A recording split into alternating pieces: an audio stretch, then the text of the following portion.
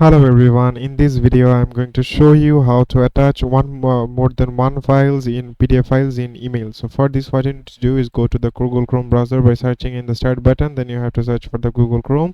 After you're in the Google Chrome, you have to simply go to your email. Then you have to click on the compose. Then you have to click on the attach option from here, and then you have to choose the file that you would like to attach. So for example, I would like to choose this one, and you can simply just click on it, and again just click the second one like this, and here you can see that that an error is showing that the larger files must be shared with Google Drive. So for this, what you need to do is click on the drive option from here.